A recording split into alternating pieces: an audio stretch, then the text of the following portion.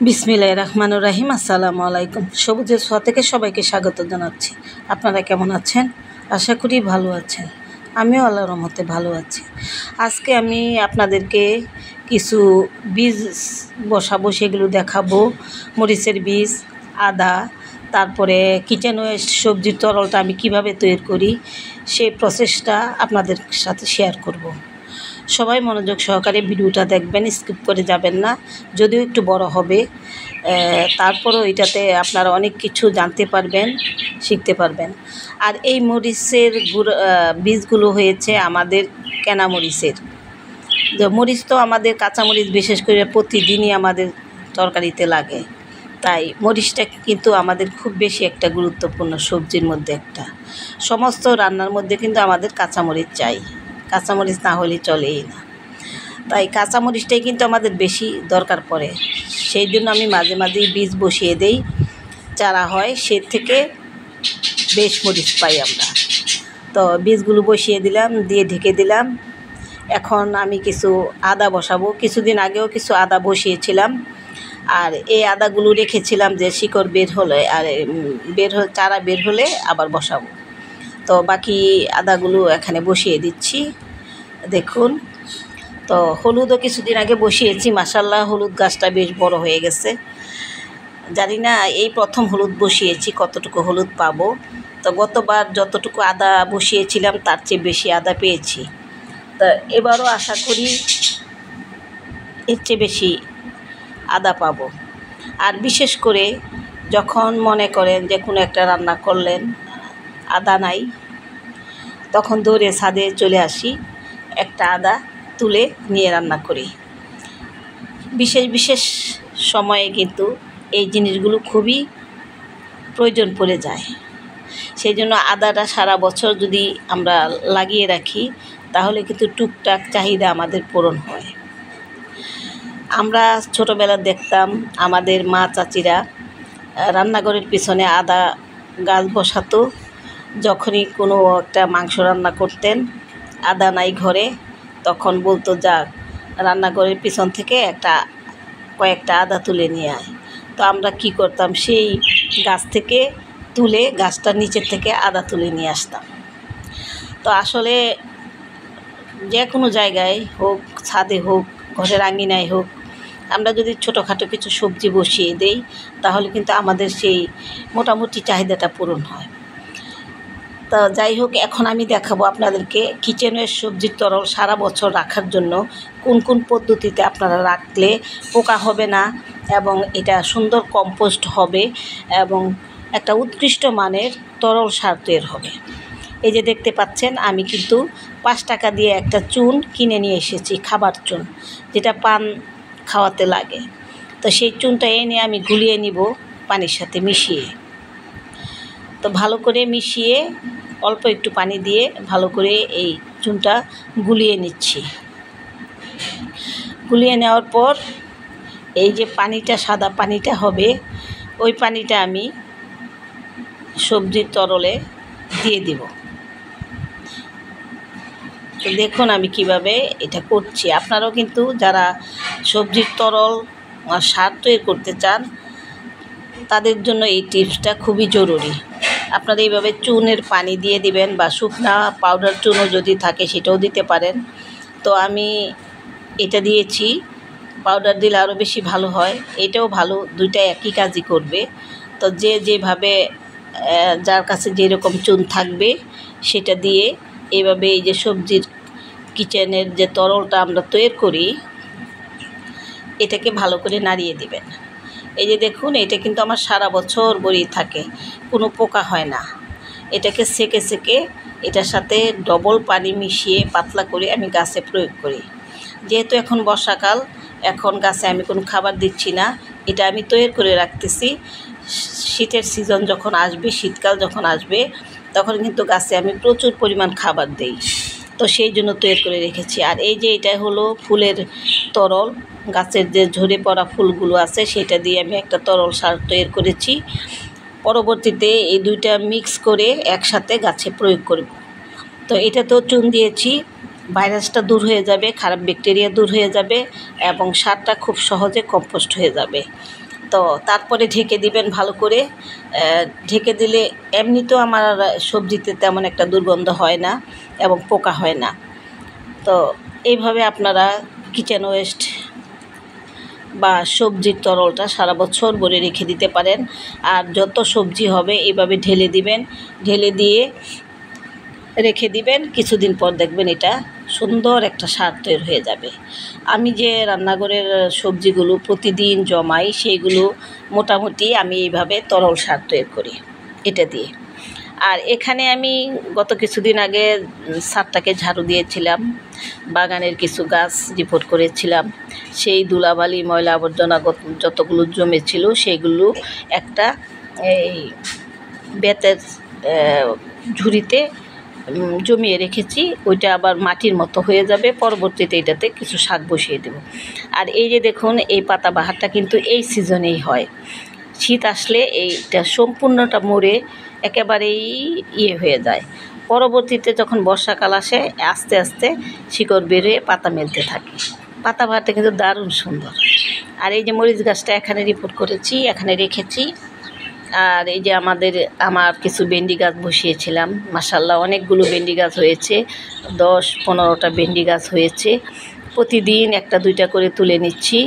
আস্তে আস্তে এটার পরিমাণ বাড়তেছে। ভেন্ডি প্রথমে একটা ছিল একটা গাছে একটা, এখন একটা গাছে 3-4টা করে হচ্ছে। তো আর এখানে আমার একটা চাল কুমড়ার চারা হয়েছে, দেখি হয় কি না। সবই কেটে ফেলেছি, হয় না, খুব রাগেই কেটে ফেলেছি। তা একটা ছিল, তো ভাবলাম যে গাছটা যেহেতু আছে আর এটা ফেলবো না, দেখি এটাতে চাল কুমড়া হয় কি না। আর এখানে দুন্দুলের গাছ বসিয়েছিলাম, মাশাআল্লাহ দুন্দুল গাছটা হচ্ছে এবং দুন্দুলও ধরতেছে, ফুল এসেছে। তো প্রতিনিয়তই বাগানের পরিচর্যা করি এবং শাক সবজি যাই বসাই দু একটা কিন্তু আমরা আমাদের পরিবারের চাহিদা মেটাতে পারি। এখানে কিছু পুঁইশাক বসিয়েছি, গাছটা বেশি ইমপ্রুভ করতেছে না, তো নতুন আবার পাতা মেলতেছে, দেখি ইমপ্রুভ করবে হয়তোবা। তা না হলে আবার কিছুটা পুঁইশাক বসিয়ে দেব। আর পেয়ারা তো মাশাআল্লাহ প্রতিদিন একটা দুইটা করে পাকা পেয়ারা পাড়তেছি। আর বেশি পেকে গেলে এটা পোকা ধরে যায়, যার কারণে বেশি পাকাতে পারি না। তো প্রতিদিনই বাগানে এসে কিছু না কিছু কাজ করতেই হয়, পরিচর্যার অংশই এটা। তা না হলে বাগান কোনো দিন ভালো থাকবে না এবং গাছের যত্ন থাকবে না। গাছের পর্যাপ্ত পরিমাণ ফুল ফল সবজি এইগুলো আমরা পাবো না। তো সবসময় কিন্তু আমাদের গাছের পরিচর্যা করতে হবে, গাছের যত্ন করতে হবে এবং ছাদ বাগানের যত্ন করতে হবে, ছাদের যত্ন করতে হবে। তো এইভাবে যদি আমরা বাগান গড়ি তাহলে কিন্তু আমাদের অনেক কষ্ট লাঘব হয় এবং সময় বাঁচে। এই যে বেগুন ধরতেছে আবার, কিছুদিন আগে অনেকগুলো বেগুন পেড়ে নিয়েছি। মাশাআল্লাহ আজকে 2 দিন যাবৎ বৃষ্টিটা একটু কম, যার কারণে ছাদটাও পরিষ্কার দেখা যাচ্ছে। বৃষ্টি থাকলে পানি জমে যায়, মানে নোংরা নোংরা হয়ে যায়। আর এখানে কিছু আমের মুকুল এসেছে, 12 মাসি আম গাছ। আম ধরবে কি না জানি না। এখানে তো 12 মাসি একটা আম গাছে কতগুলো আম আছে, 3টা পেকেছিল তুলে ফেলেছি, আর বাকি 5টা আম আছে এখানে। যত্ন করে রেখেছি মশারি দিয়ে ঢেকে, যাতে পাখি বা পোকামাকড়ে আক্রমণ করতে না পারে। তো আমগুলো এত স্বাদ আর এত মিষ্টি যা বলার মতো না। যদিও সাইজে একটু ছোট, তথাপি কিন্তু টেস্ট খুব দারুণ।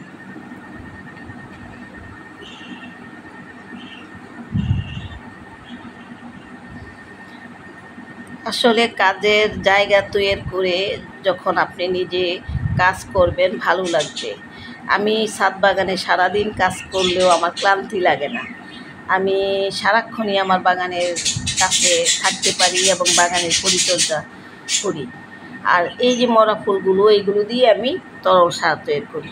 সেই জন্য আপনারা কোনো কিছুই ফেলবেন না, ছাদের কোনো কিছুই ফেলতে হয় না, প্রত্যেকটা জিনিসই কাজে লেগে যায়।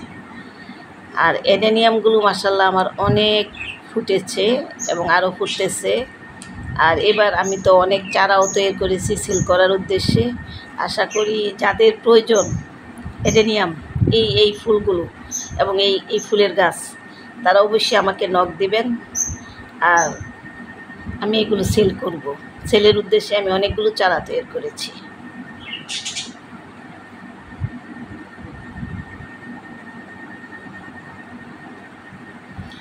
বাগানে কত কালারের জবা ফুটে আমার বাগানে, এবং আমার অনেক কালেকশন আছে জবার।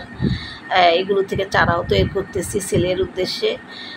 চিন্তা ভাবনা করতেছি এটাকে আমি বাণিজ্যিকভাবে রূপ দিব, এবং বাণিজ্যিকভাবেই আমি বাগানটাকে গড়ব।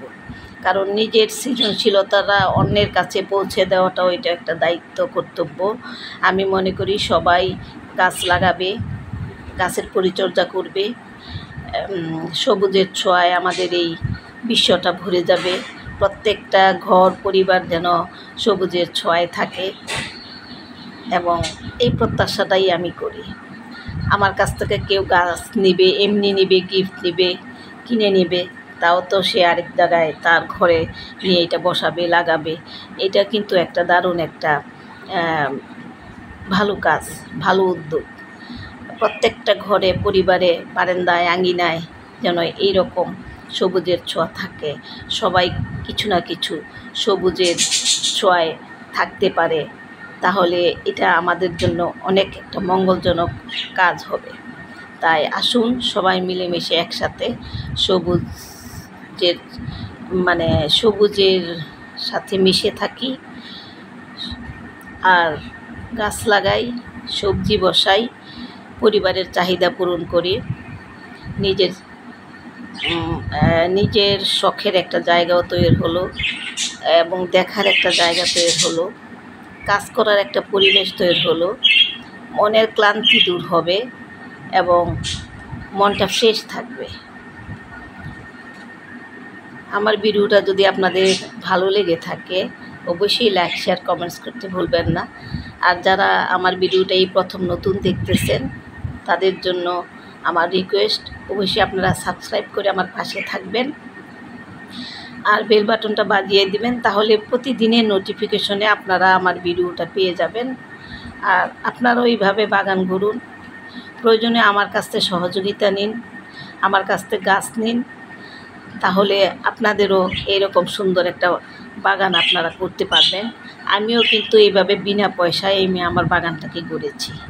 আপনারাও এইভাবে বিনা পয়সায় বাগান গড়ুন, সবুজের সাথে থাকুন, সবুজ নিয়ে বাঁচুন। এই যে এটা আমার শিউলি, এই সামনে শরৎকাল আসতেছে, শিউলি ফুল ফুটবে। যখন যে সিজন, সেই সিজনে সেই ফুলটা ফুটে, দেখলে মনটা ভালো লাগে, খুব ভালো লাগে। এখন আমি বুঝতে পারি কোন ফুলটা কোন সিজনের, কোন ফলটা কোন সিজনের। এই জিনিসগুলো কিন্তু জানা আমাদের দরকার। আজকাল কিন্তু আমরা অনেক কিছুই চিনতে পারি না, জানতে পারি না, কোন ফুলটার কী নাম, কোন সবজিটার কী নাম, কোন মৌসুমে কোন ফুলটা ফুটে, কোন মৌসুমে কোন সবজিটা ফুটে ফলে। এই জিনিসগুলো কিন্তু আমাদের জানা দরকার, আমাদের পরিবারের জন্য, আমাদের সন্তানদের জন্য। এরা শিখবে, জানবে, আমরাও জানবো।